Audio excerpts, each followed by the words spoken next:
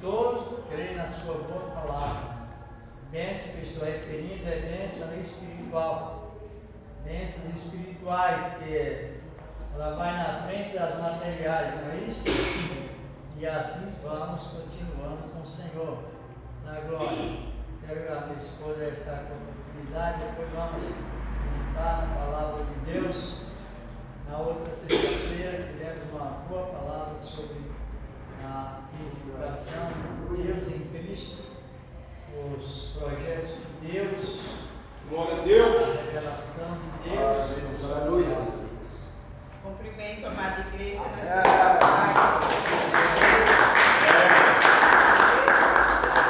Vamos louvar o 193 para glorificar o nome do Senhor. 193. Aleluia. Glória a Deus, aleluia. Se tu minha alma a Deus suplica e não recebe, confiando fica em suas promessas que são ruínas e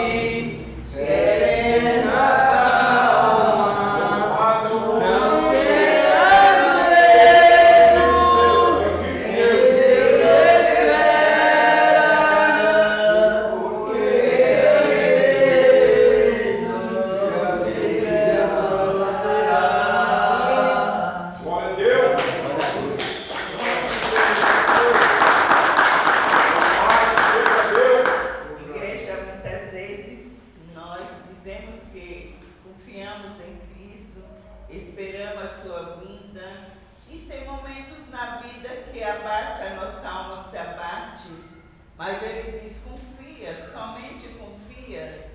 Igreja, nós estamos vivendo momentos difíceis na terra, né?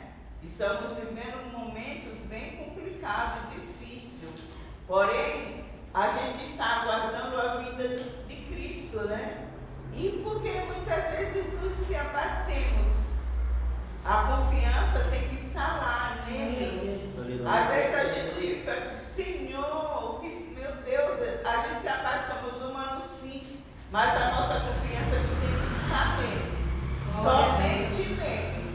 É por isso que a palavra do Senhor diz que muitos confiam em carro, outros em cavalo, seus cavaleiros. Nós confiamos no Senhor, e a terra. Então, se a nossa confiança estiver nele, mesmo na hora da batalha, das situações difíceis, coloque o Senhor em primeiro. Pense, Senhor, eu mesmo todos os dias preciso me consertar diante do Senhor, porque eu falo: meu Deus, nós vivemos num mundo tão complicado e difícil. Se a gente der uma brechinha para o mal, ele se contamina inteiramente, com os olhos, com a boca, com tudo, né? Então, somente olhar para ele e crer nele e confiar que a sua vida está próxima.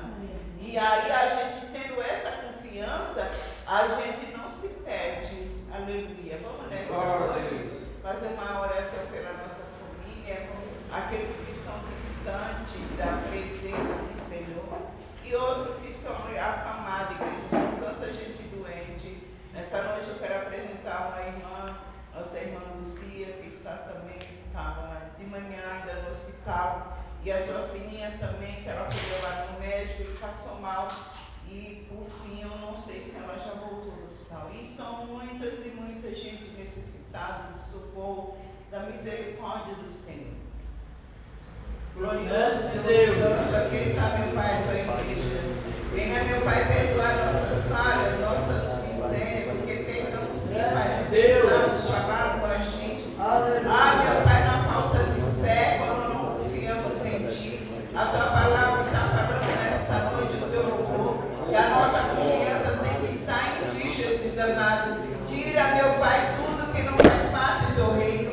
Venha nesta noite falar conosco. Venha, Senhor, usar o Teu servo, vai trazer a palavra. Que a Tua palavra, Papai amado, seja conosco. Que nós venhamos se desviar nem para a direita, nem para a esquerda, somente em volta do primeiro socorro. Venha, Jesus, sobre esse Pai, essa igreja, os Teus servos, as Tuas filhas, aqueles que ainda não chegaram, meu Pai, Tu conhece, Tu sabe. Tu dá o grande livramento às Tuas filhas, Tuas servas, aqueles, Senhor, que estão passando por difícil. Meu Pai, vai de contra cada uma, cada mulher, eu entrego elas nas Suas mãos, eu entrego os pastores, os obreiros, Senhor, os colaboradores, todos que fazem a Tua obra, Senhor, venha dar o grande livramento e nos abençoe, nos ajuda a permanecer na Sua presença, em nome de Jesus. Bendito és o nome do Senhor.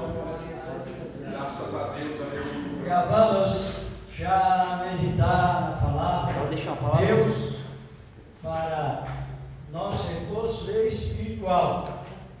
Vamos fazer um comentário sobre as profecias do passado. Rapaz, quer a oportunidade para dar uma palavra. Então está com a oportunidade. Isso.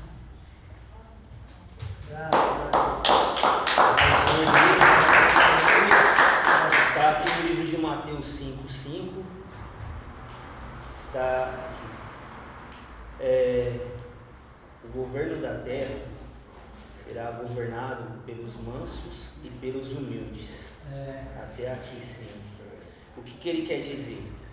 Que a terra será governada pelos mansos e humildes de espírito, aqueles que têm a paz no coração, aqueles que têm a calma, aquele que reina a paz e aquele quem segue a Jesus, sem nenhum tipo de violência e sem nenhum tipo de, como fala assim, xingamento. Sempre no mistério de Deus, ele sempre pegou a paz.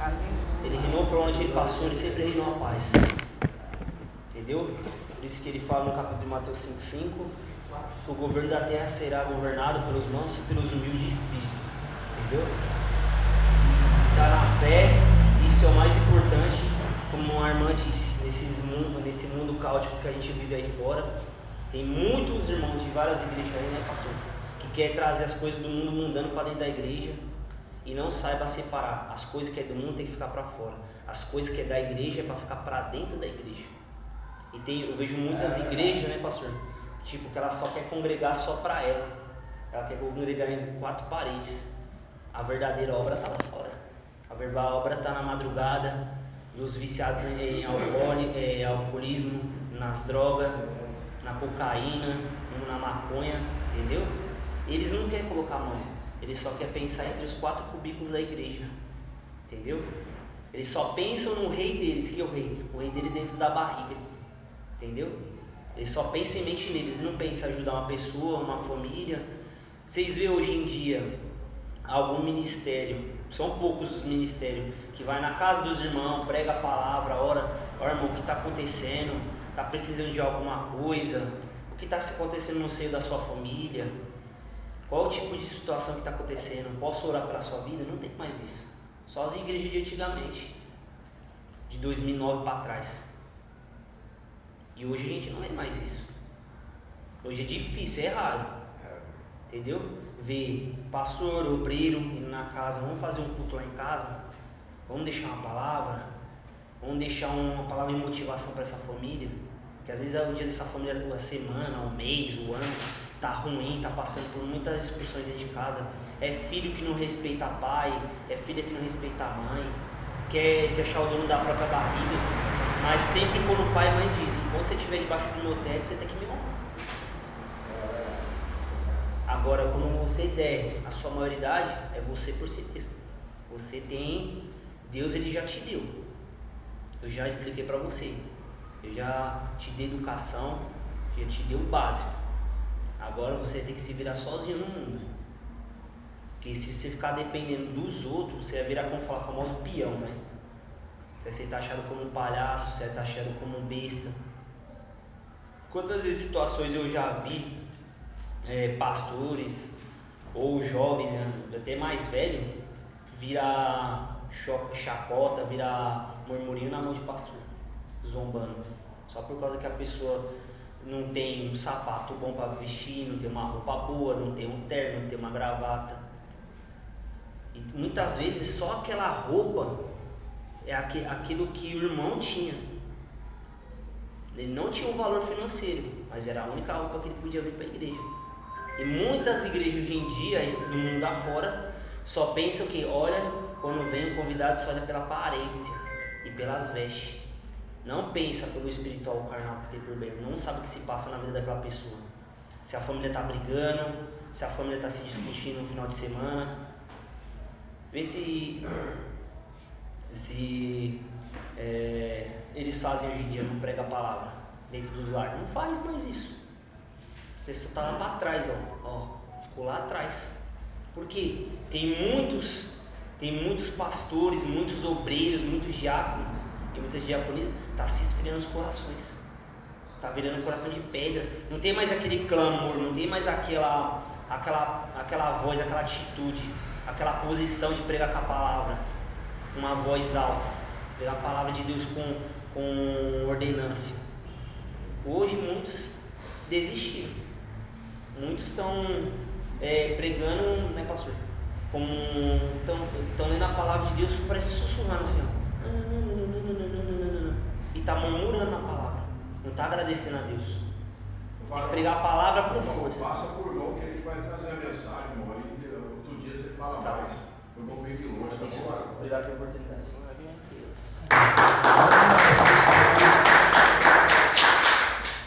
A meditar nesta noite sobre templos, os impérios e Cristo, o Senhor da glória. Abrir as nossas Bíblias no livro do profeta Daniel, capítulo 2, versículos 44 e 45. Daniel 2. No livro do profeta Daniel. lá em Babilônia, e as visões que o profeta teve, avisos de Deus, e hoje para nós está encaminhado. Isso é lindo para mim e para você. A palavra que vai nos despertando, não é? Cada momento a mais, o tempo, como eu estou referindo, sempre a Bíblia refere isso, que a época de servir a Deus é uma época muito rica. Nós devemos aproveitar esta oportunidade. E o Senhor nos dá graça para isso. Daniel capítulo 2. Qual o versículo? Versículos 44 e 45. Encontraram? O 44, assim está escrito. Versículo 44. Diz a palavra de Deus. Mas nos dias destes reis, o Deus do céu levantará um rei que não será jamais desfeito ou destruído. E esse reino não passará a outro povo. Esmiuçará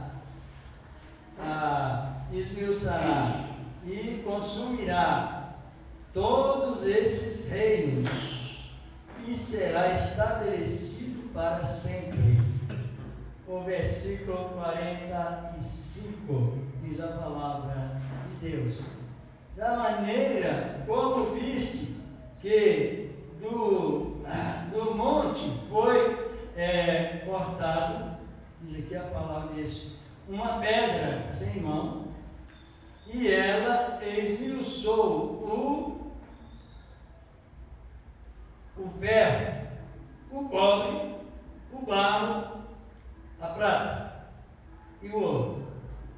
Deus grande fez saber ao rei o que há de ser depois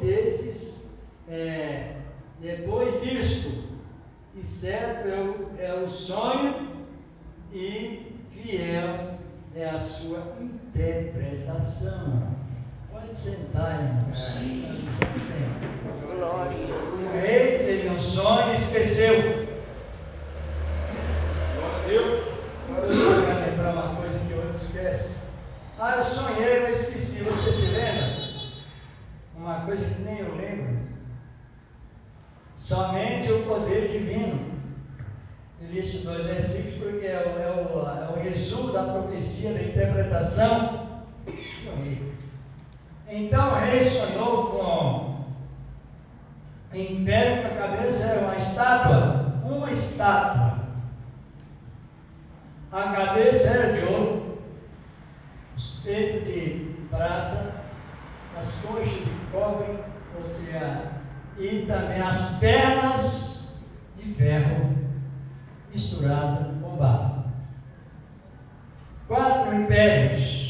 Império era um sonho simbólico, só que o rei esqueceu, ninguém conseguiu interpretá-lo, mas o Deus do céu usou o profeta Daniel de uma maneira toda especial. E também o que nos alegra é que essa interpretação ela está conosco nos dias atuais. Por exemplo, a cabeça de ouro representava o império babilônico, que o rei Nabucodonosor.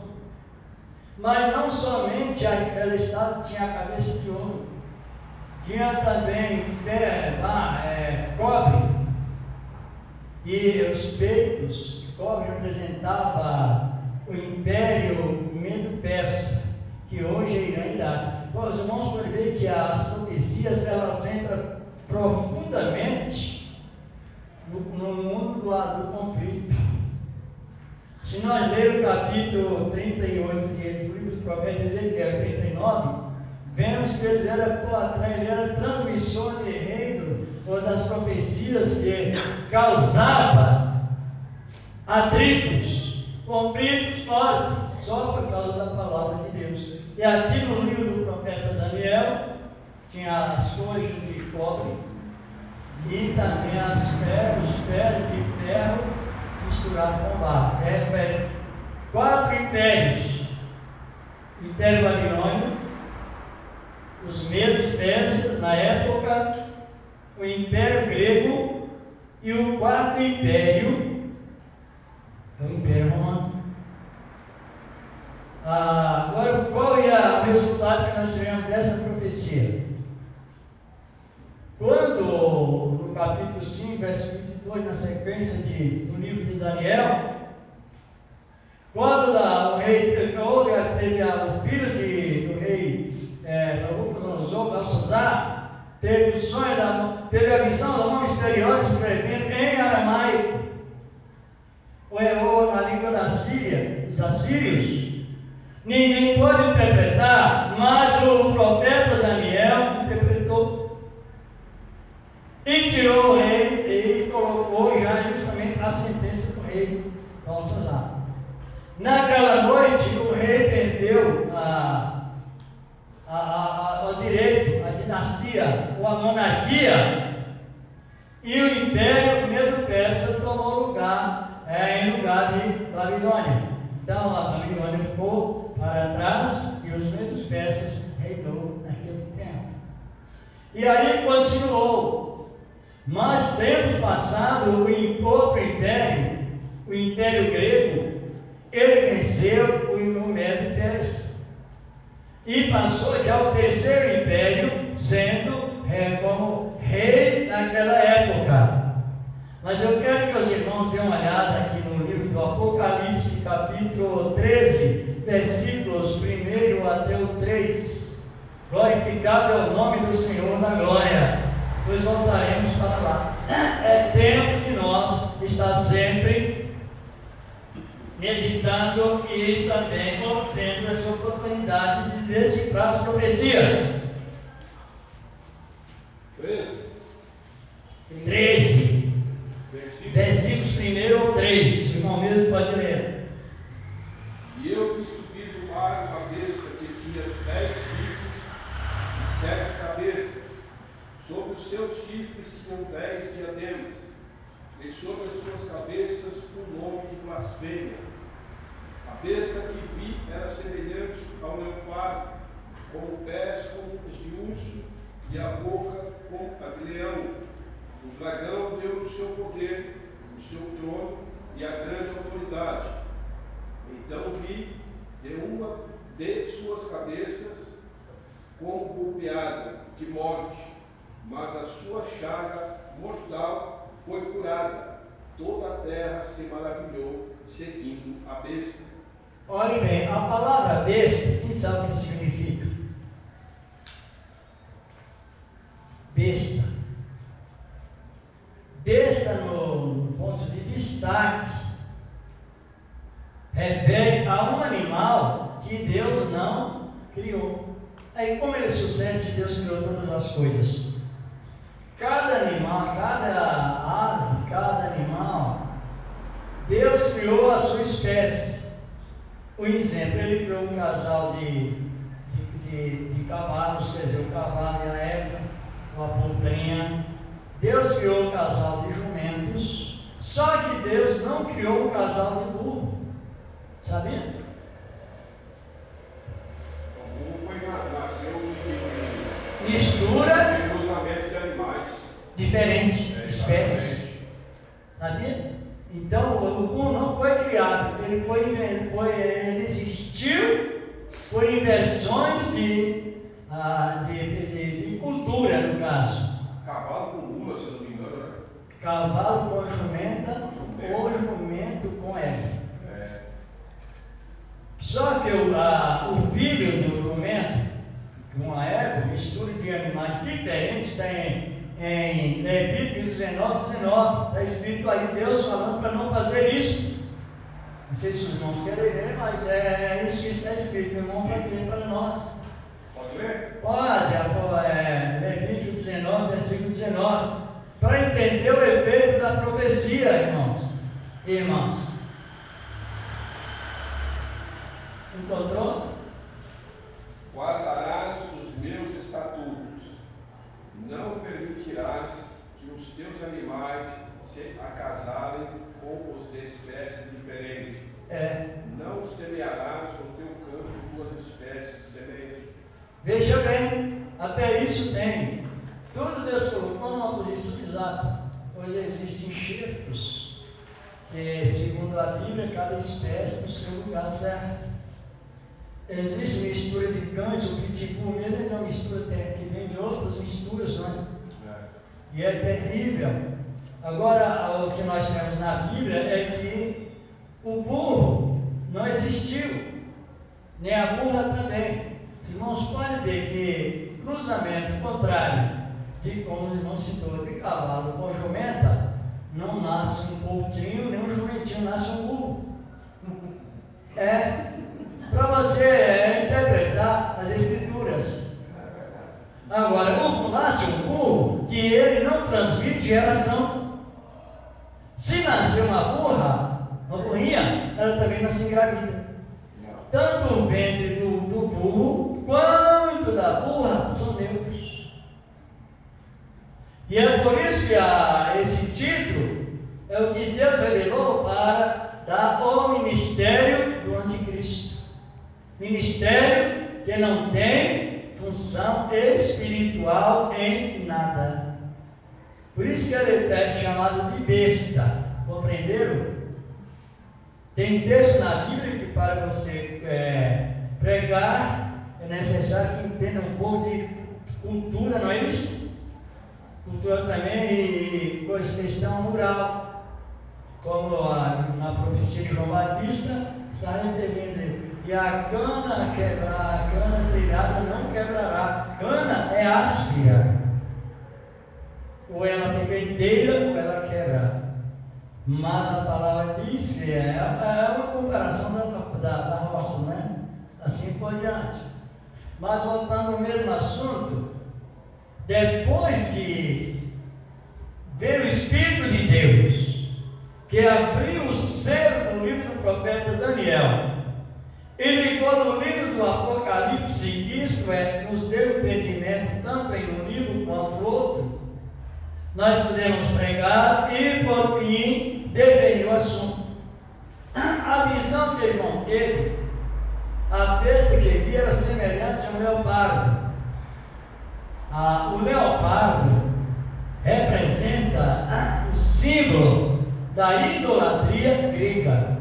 Aí já entra o processo do terceiro rei do Império Grego, que seria, perderia a sua potência, a sua prioridade, o seu potencial, através da chegada de quem? Do quarto império, que é o Império Romano. Por isso que o leopardo, segundo a história, ele cansa fácil. Só que ele é estratégico. Ele vai perseguir uma caça, ele posiciona como se tivesse pessoas raciocinando, mas é eles. Um começa a correr atrás da caça, perseguir, e o outro está esperando lá na frente. Quando chega naquela posição, o que está perseguindo a caça cansa, mas o outro dá prosseguimento. É uma coisa de estratégia para conservar ou conseguir aquele objetivo. Só que no decorrer dos tempos, esse império, ele deixou de imperar, o Império Grego deixou de imperar como estava imperando. Quando nós vamos ver sobre mitologia, quem sabe o que é isso? Sobre Deus, muitos deuses de toda maneira, lá em Atenas, capital da Grécia, foi isso que sucedeu lá no capítulo 17 de Atos, não é isso? De Paulo dizendo, não é? Eu andando pelos vossos altares de Deus de todas as maneiras, e também vi um Deus desconhecido, porque esse Deus que eu gosto mais, não conhecendo, são Deus que eu sirvo. Ele estava pregando na Grécia. Só que no decorrer dos tempos, o Império Romano copiou, por isso que a besta era semelhante ao leopardo, porque a besta, no sentido direto, representa o quarto animal de Daniel.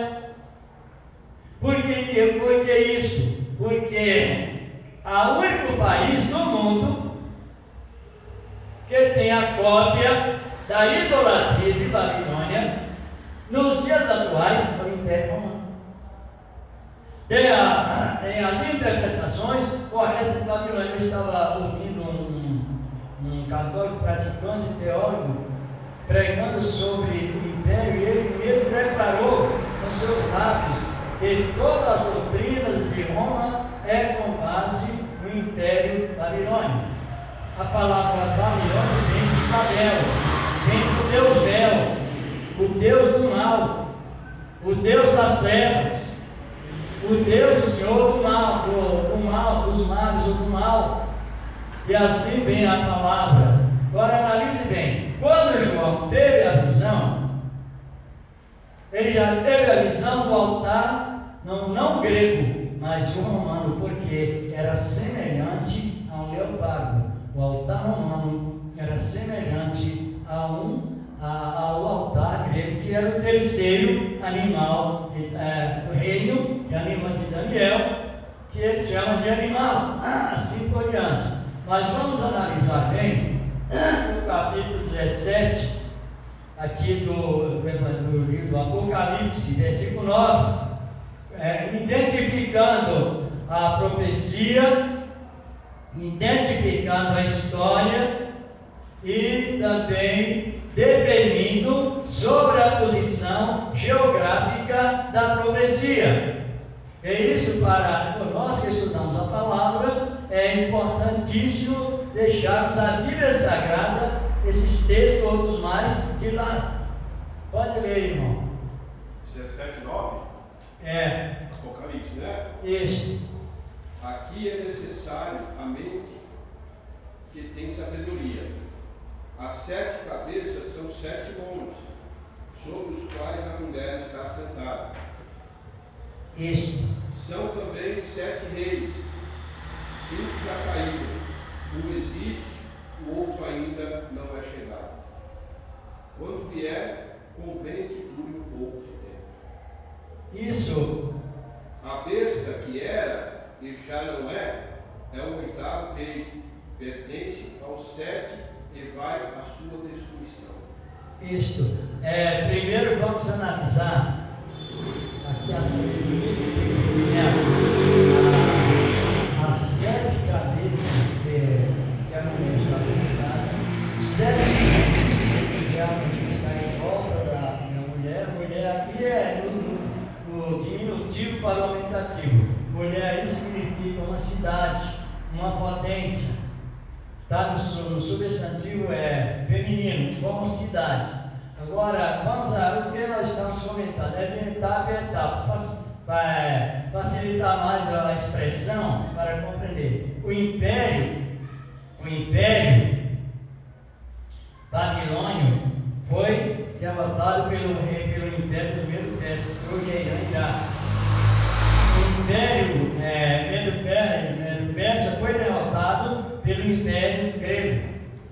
Agora, o império grego criou um altar semelhante ao altar que estava em Roma, para ter mais uma prioridade. Agora os irmãos analisem, como o irmão leu, versículo 17 e 9. Aqui há sabedoria. As 7 cabeças são 7 montes, no qual a mulher está assentada. Você olha na geografia, o único país do mundo que está sobre 7 colinas é o Império Romano. Entendeu? Mas o que quer dizer? Quer referir o que vai acontecer? Se o Império Babilônico foi derrotado pelo Império dos Medos, o Império dos Medos foi derrotado pelo Império Grego, e o Império Grego derrotado pelo Império Romano. E quem vai derrotar o Império Romano? Compreenderam aonde que nós estamos? Como a vida de Cristo ela vai se aproximando? Porque não aparecerá outro império para derrotar esse império a nação de Jesus. Aleluia. Glória a Deus! As irmãs estão compreendendo? No capítulo versículo 44 do livro do profeta, como nós lemos, mas no dia desses reis, o Senhor Deus dos céus levantará um rei que não passará o derrotará todos esses reinos, tantos que ficaram para trás, que ainda existe, como o reino que está de linha de frente, mencionado a idolatria, misturado com o evangelho. Agora analise bem, quando João viu a visão da grande prostituta sentada sobre muitas águas, é uma visão de uma linguagem metafórica ou figurada. Quem eram as águas? Vê aí no capítulo 17 do Apocalipse, mesmo, versículo 15. Então o anjo me disse: as águas que viste, onde se assenta a prostituta, são povos, multidões, nações e línguas. Isso. Hoje os países geralmente domingo fecham as portas, porque domingo na Bíblia não existe. E essa palavra domingo, criada na doutrina do Império Romano, significa dia de adoração ao sol. É a grande blasfêmia do capítulo 13, dos versículos 6 do mesmo Apocalipse. Abriu a boca em blasfêmia contra as leis de Deus, contra o seu tabernáculo, que é justamente a coluna da verdade, o tabernáculo de Deus, oficialmente falando, lá em Jerusalém, que é esse terceiro tabernáculo, ainda não está reconstruído para que Cristo venha e assente nele. Mas qual é a nossa visão hoje? Vê o versículo 18, irmão, do mesmo capítulo 17. A mulher que viste é a grande cidade que reina sobre os reis da terra. E qual é essa grande cidade?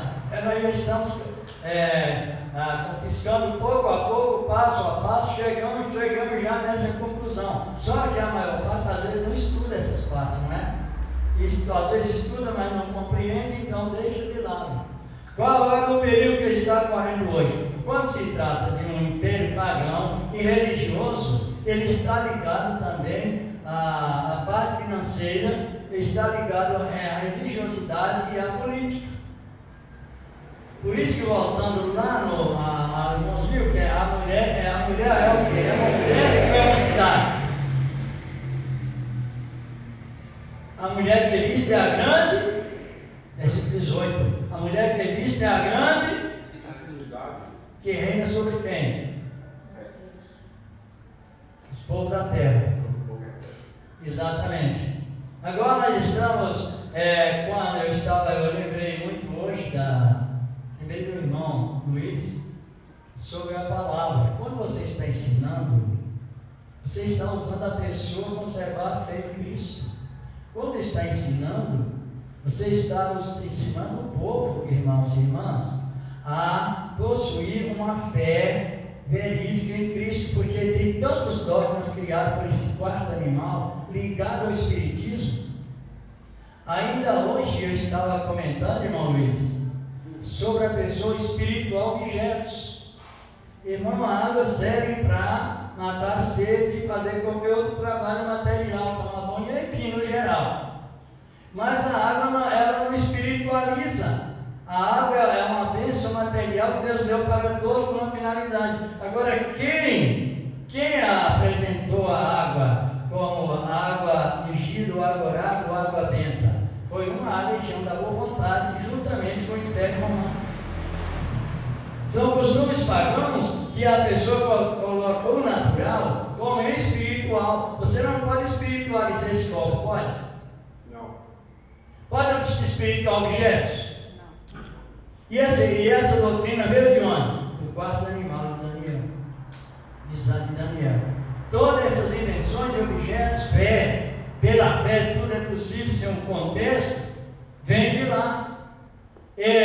Você vai falar com alguém, olha, quando alguém morre não precisa acender velas para fazer um intermediarismo para chegar até no local. Aí o que eles vão responder?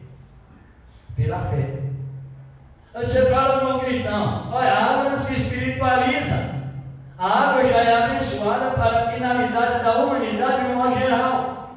Aí a pessoa vai dizer assim, não, é pela fé, mas é uma fé pagã. Essa é a questão que o mundo está entrando na área do cristianismo místico, a mistura. E esse império ele vai continuando, ele vai criando dogmas terríveis, e muitos crentes vão se adaptando com aqueles dogmas.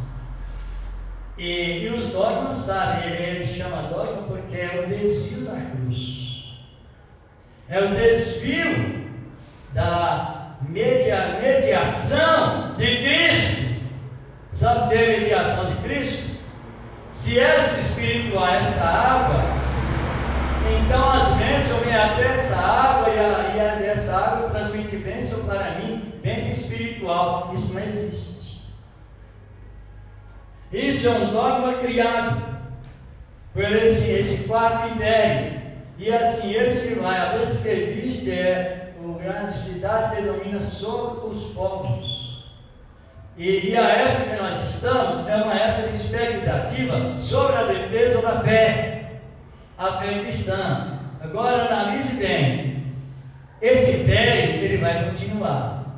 Outro império não derrotará esse império. Quem derrotará esse império? Cristo. Esse império ele está tão cauterizado no pecado que é o primeiro a ser lançado no lago de fogo 1000 anos antes do juízo final. Então, essa é a expectativa. Não sei se as irmãs estão compreendendo. Está programado. Esse império está ligado ao poder ecumênico. Sabe o que é ecumênico? Não. Você pergunta para os hoje, você pergunta para os pagãos. E aí você ele vai responder a maior parte, já ingressando no poder ecumênico, ele vai dizer: eu sou cristão. Por que ele é cristão? Porque ele passa a crer em Cristo, mas com a interpretação das práticas do paganismo romano.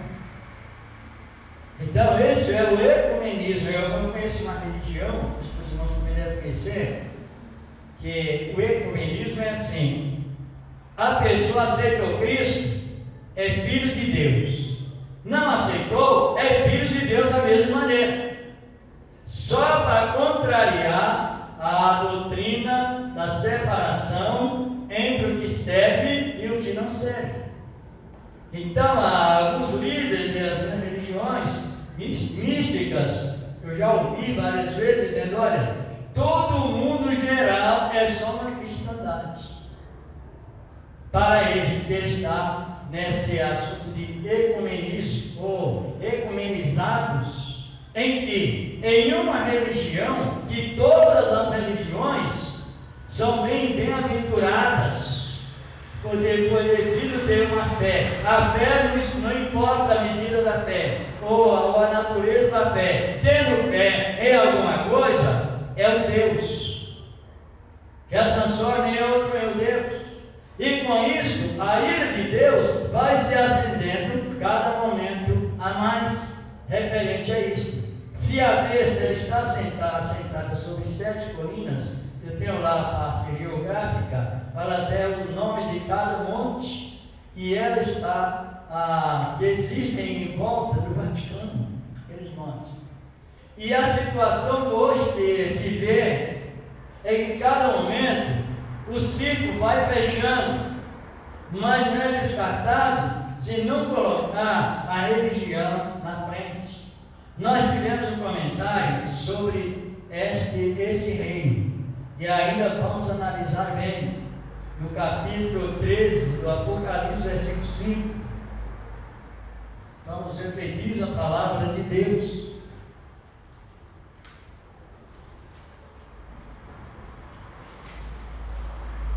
Esse é o quarto animal de Daniel, da visão do profeta Daniel.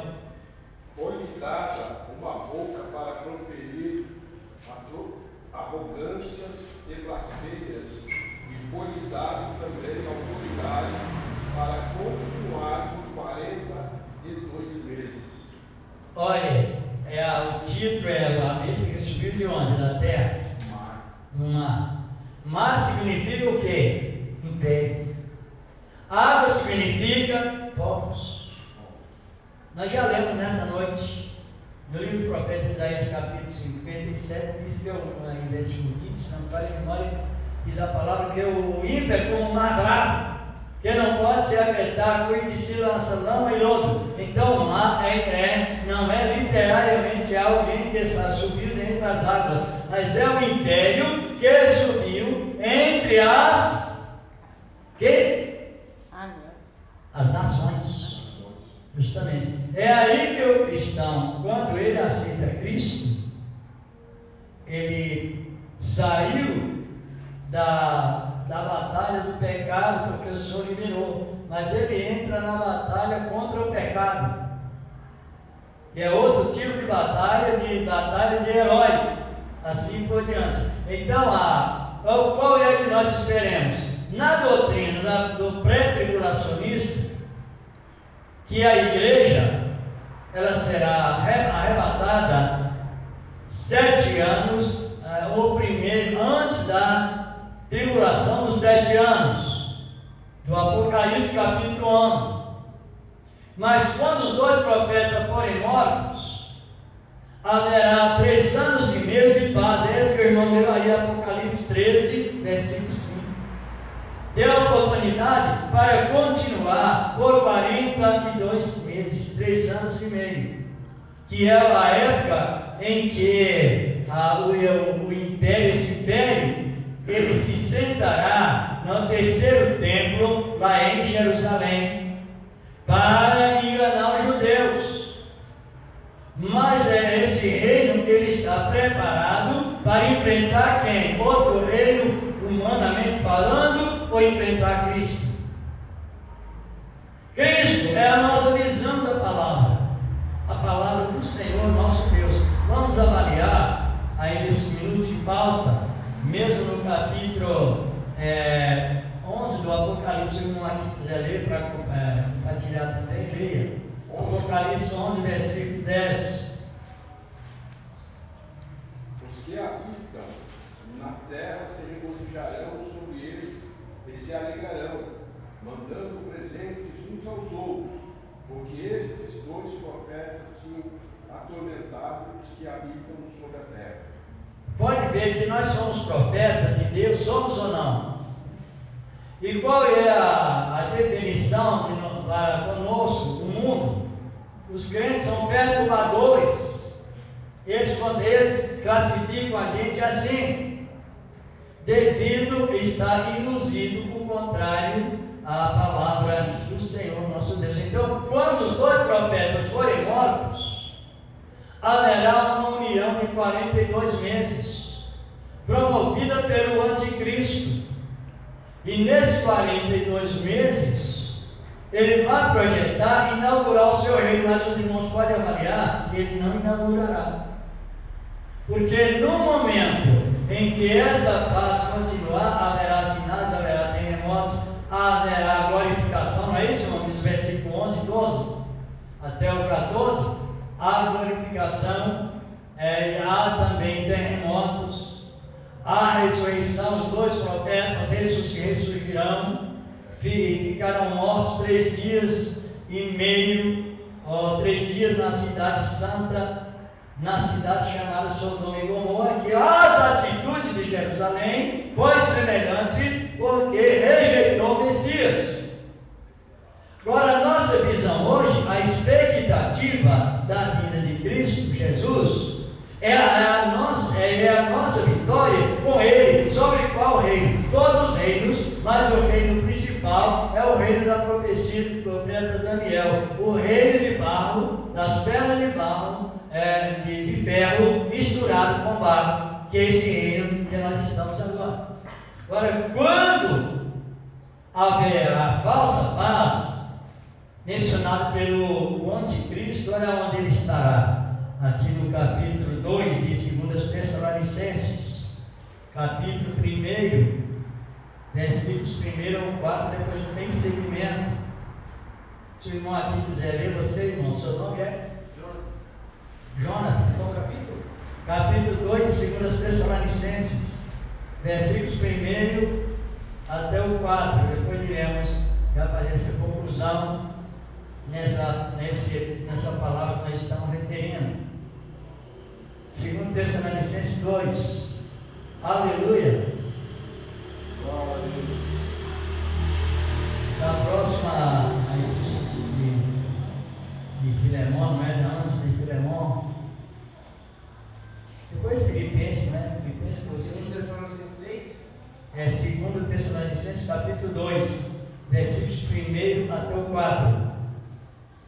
Admoesto, pois, antes de tudo, que se façam deprecações, orações... Não, é 2 Tessalonicenses 2. Isso.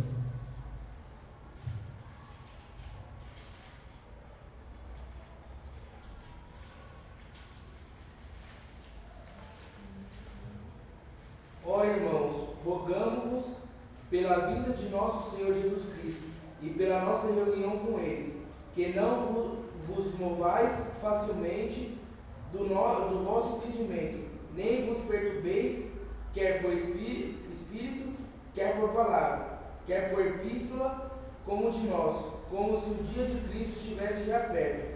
Ninguém de maneira alguma vos engane, porque não será assim, nem que antes venha a apostasia. Antes que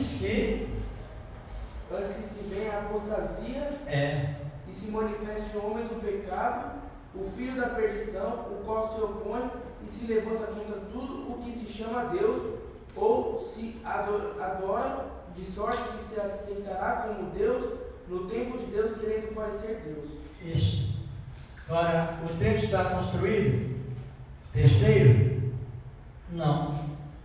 Esse tempo que nós sempre comentamos sobre o terceiro tempo, o tempo do milênio, onde Cristo irá reinar, durante a morte, ou seja, na época da morte dos dois profetas, o anticristo vai reinar 3 anos e meio nesse tempo aí, versículos 5 ao 8. Não vos lembrais de que essas coisas vos dizia quando ainda estava convosco. E agora vós sabeis o que o detém para que a seu próprio tempo seja manifestado. Porque já o mistério da injustiça opera. Somente há um que agora resiste até que do meio seja tirado. E então será revelado o inimigo, a quem o Senhor disparará pelo assopro da sua boca e aniquilará pelo esplendor da sua vinda. Da sua vinda. Então, a vinda de Cristo, para identificar bem, ela tem 3 fases. A primeira é esta, ele está salvando.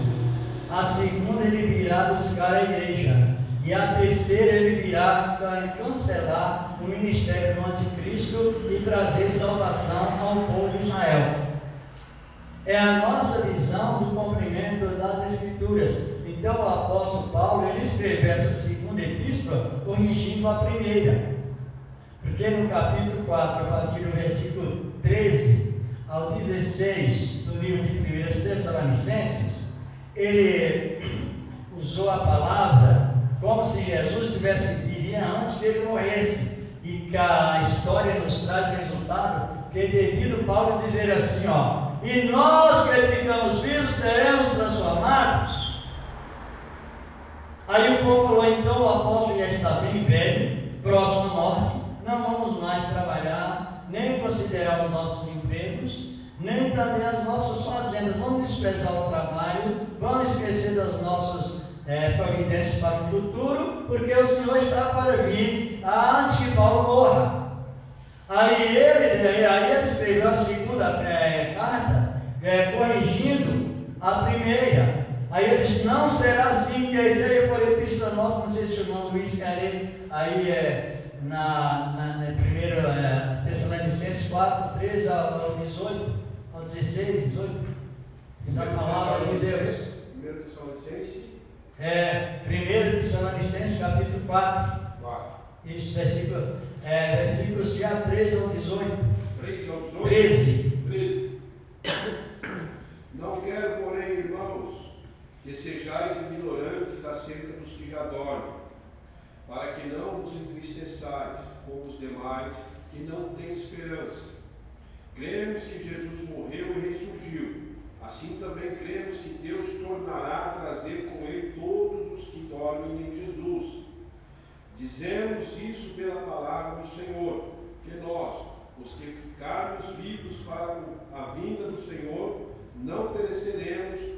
não precederemos que dormem. Isso. Pois o mesmo Senhor descerá do céu com grande brado, a voz do arcanjo, ao som da trombeta de Deus, e os que morreram em Cristo ressurgirão primeiro. Depois nós, os que ficarmos vivos, seremos arrebatados com ele nas nuvens, para o encontro do Senhor nos ares, e assim estaremos para sempre com o Senhor. Portanto, consolar-nos uns aos outros com essas palavras. Só que a palavra, o povo entendeu que o arrebatamento seria antes da morte de Paulo, por causa dessa colocação de português. Nós, os que ficarmos vivos, dizia ele na época, nós, então ele ficaria vivo também, não morreria antes. Mas os irmãos analisam que quando uma pessoa erra e ela tem sabedoria e conhecimento, ela conserva o erro. Aí ele escreveu, onde o irmão leu, que a vinda de Cristo não será assim, que seja epístola nossa por Espírito, por palavras, assim por diante, antes que venha a apostasia e se manifeste o homem do pecado. E é justamente a manifestação do quarto império referente à profecia de Daniel, que nós estaremos vendo. Então, na nossa visão do arrebatamento da igreja, a visão mais central relacionada não é emocional, era uma visão oficial. Porque quando Jesus estava para nascer, qual foi a maior visão? Reconstrução do segundo templo. E a prova é tão clara que ele nasceu e inaugurou o segundo templo. Isso não sei se a gente está compreendendo sobre o tempo, porque geralmente a gente não estuda muito sobre conhecido como aviso de Deus, mas relacionado como se fosse o relógio de Deus. O povo de Israel representa espiritualmente o relógio de Deus, geograficamente, historicamente e profeticamente o relógio de Deus. Agora analise bem. Quando esse império estiver reinando, assentado aonde? Se assentará como Deus, querendo parecer Deus no tempo de Deus, e se revolta contra todo aquele que se adora ou clama por Deus. Quando Jesus nasceu, já fazia 40 anos que o Império Romano estava lá no templo. Sabia? E aí houve aquele atrito forte para ver que a moeda romana estava misturada com o símbolo santo, onde Jesus prudentemente tirou aquela separação e purificou o templo. Assim também nós estamos vendo esse período de prevenção sobre o arrebatamento, senão você não tem uma base exatamente como será o arrebatamento. Então o templo ele será construído rapidamente, porque no momento em que a igreja subir, imediatamente Deus mandará 2 profetas para aquele templo. Fixei na nossa palavra, não vou mais prosseguir devido ao horário, mas a gente tem mais campo para relacionar sobre a posição da guerra, chamada guerra do Armagedon. O povo fala a vida toda, guerra mundial, mas o controle das guerras está nas mãos de quem? De Cristo, de Deus. E isso só irá suceder porque haverá, se nós olharmos em conflitos, haverá o conflito da prisão de Satanás e o cancelamento do império do anticristo. Esse conflito é mundial. Depois do conflito mundial, haverá 1000 anos de paz aqui na terra, porque Jesus disse: me dá todo o poder aonde? No céu? Todo o poder é dinamite, ele disse que me usa tudo prometido de força má, assim por diante. E esse poder ainda não está sendo exercido, é o que nós esperamos na palavra. Agora, resumindo aqui, o templo está já programado, a planta está pronta, não sei se o irmão sabe. faz tempo, já faz anos, que é a planta do templo. Por isso, irmãos, que a idolatria, sabe como chama esse templo aqui, chamado Templo de Salomão? É um templo idólatra, e idolatra a geografia da terra. Esse templo, só existe um templo de Salomão reconstruído lá em Jerusalém. E quem tentar construir um templo semelhante àquele, se passa por anticristo, queira ou não, mas a palavra fala. Agora, o templo que está sendo projetado para ser reconstruído, já está a planta preparada. O projeto poderá reconstruir dentro de hoje o material pré-fabricado, urgente, rapidamente entra na estrutura. Se calcula que até em uma semana poderá reconstruir aquele templo. Um mês, no máximo, reconstrua o terceiro templo. Reconstruindo o terceiro templo, o que acontece? A igreja. No encaixe da palavra, Jesus virá buscar A igreja. Como que a pessoa fica? Nós temos que santificar todo dia. Agora a palavra que diz assim: irmão, Jesus pode vir agora, mas não tem respaldo bíblico, não. Não tem respaldo bíblico, porque o maior sinal do arrebatamento é o quê? A reconstrução do templo. Se os irmãos quiserem depois, vão analisando, trazendo lá do Antigo Testamento, Monte de Moriá, Monte de Sião, vai trazendo. Quando Jesus, enquanto vê a diligência de Neemias reconstruir os muros, era Neemias, era homens, era mulheres, eram jovens, era tudo naquela inspiração constante, porque o templo, os muros, a cidade de Jerusalém precisaria estar cercada, e depois, por fim, o templo precisaria estar construído, porque Jesus vai chegar. E quando ele chegar, a casa do Pai precisava estar em ordem. E ele chamou a casa do meu Pai a casa de oração. Então é a visão que nós temos. As irmãs estão compreendendo ou não? Estão os irmãos também? Para, às vezes, a pessoa não pensar de maneira igual os Tessalonicenses lá, eles sofreram grande prejuízo material devido à profecia de Paulo, dizendo: nós que ficamos vivos. Paulo, segundo a história biográfica, ele morreu provavelmente com mais de 100 anos. O apóstolo Paulo já estava bem velho, ele escutou essas profecias. Que Deus continua nos abençoando, mas analisa bem como está o tempo. E o preocupante, irmão, é que muito costume romano entrou dentro das igrejas. Eu ia ter um comentário do irmão Luiz, irmão também. Muitos costumes, eles começam uma ideia que um dia de número fechado, ele vale para um ano de bênção. Agora Jesus disse assim: o dia de amanhã, o quê? O dia de amanhã, agora você já vai fazer uma ideia para um ano de bênção. Com poucos número de dias fechados, isso é dogma. Isso é doutrina que traz a chamada de dogma e chamada também de extremismo religioso. Não, você fez um compromisso aqui hoje, vale para o ano inteiro. Você nem fala se vai pecar, se vai desviar, se vai perseverar, está valendo por um ano, não está nada. Toma a sua cruz de cada dia e siga-me, disse o Senhor. Que Deus continue abençoando. Entre hoje a sua oferta, presente a Deus, vamos agradecer a Ele por esse trabalho maravilhoso que Ele nos deu nesta noite. Essas profecias não são tão